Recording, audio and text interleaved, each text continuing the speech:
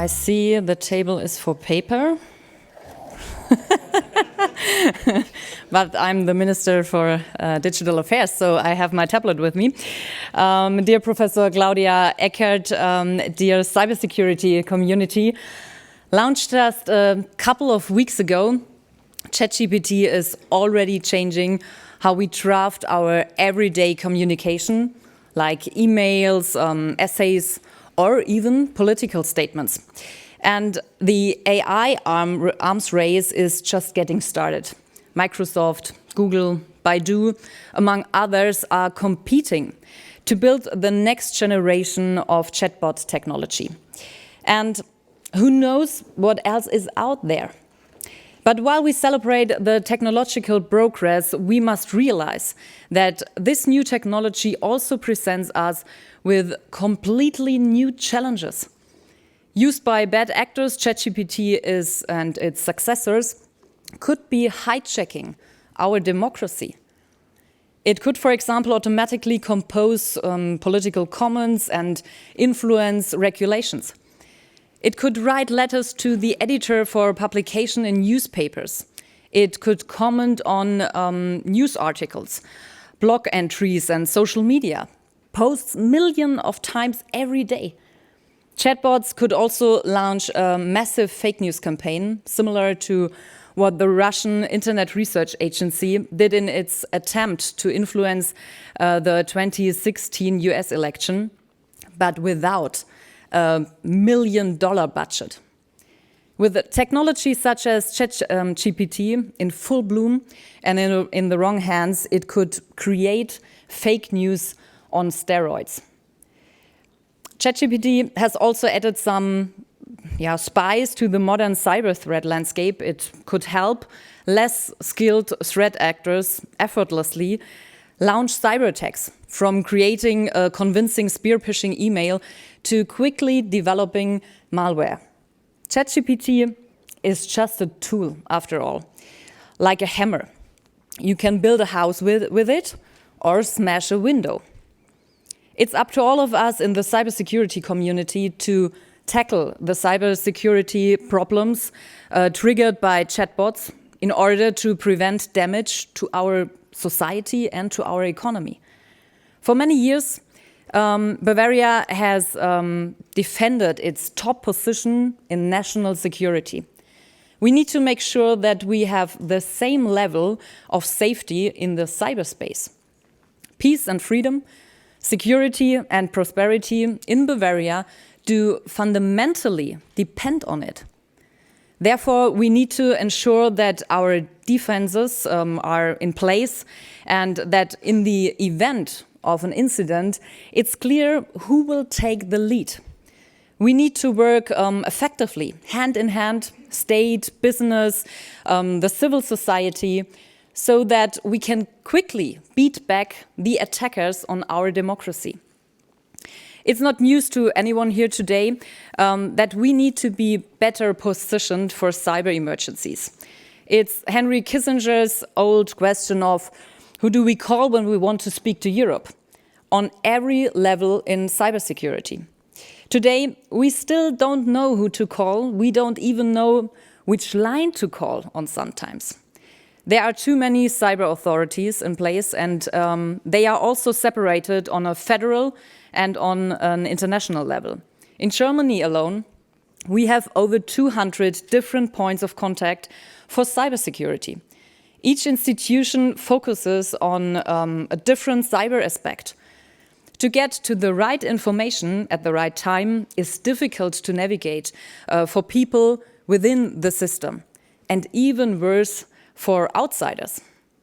On a geopolitical level, we need to navigate the fundamental geopolitical shifts.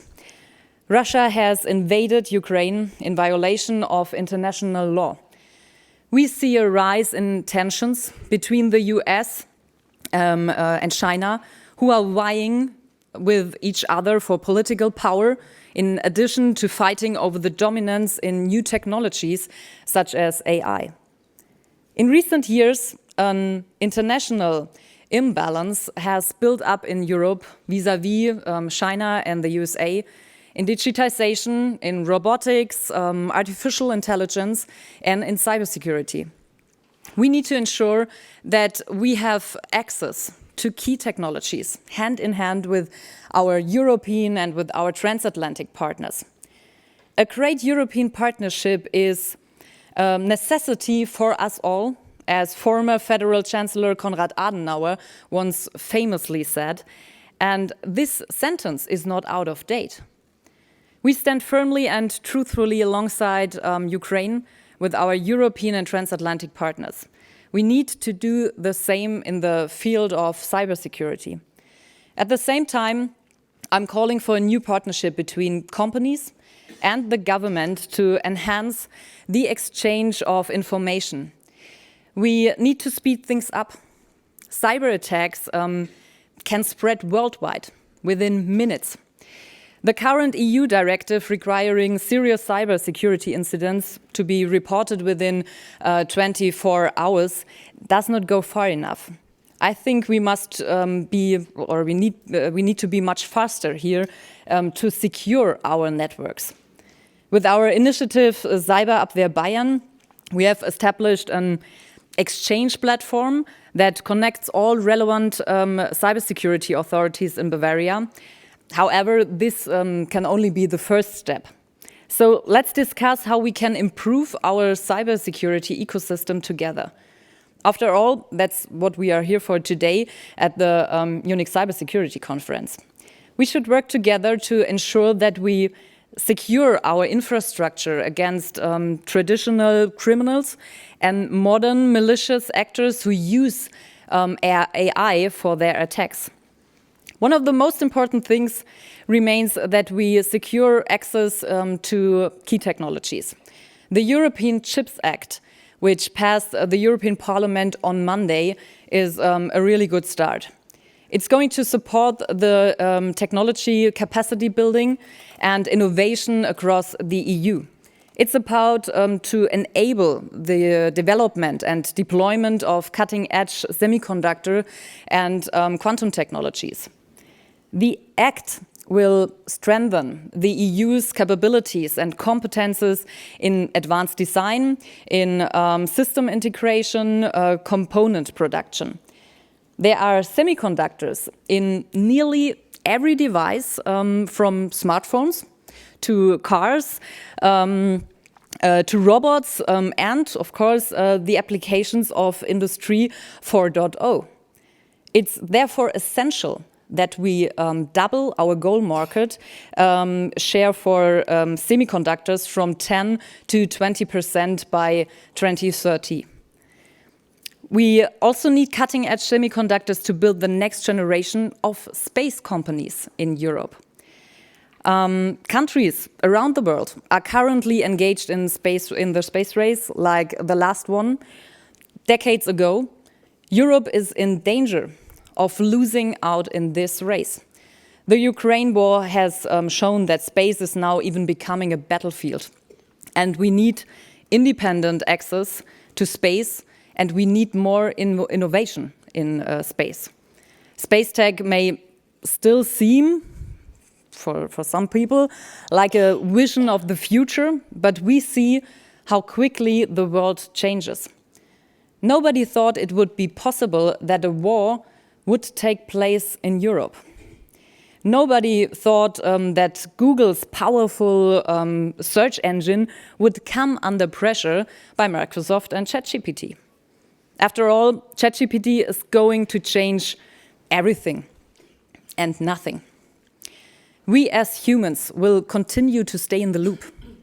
ChatGPT can only see the world as it presents itself through data. But it fails to see the world as it could be. Envisioning a better world and turning it into a reality, that's what we are here for today at the Munich Cybersecurity Conference. And, or to quote my fellow speaker, Campbell Walden, all of us have a role to play in cyber. So let's do this. Let's get started. Thank you.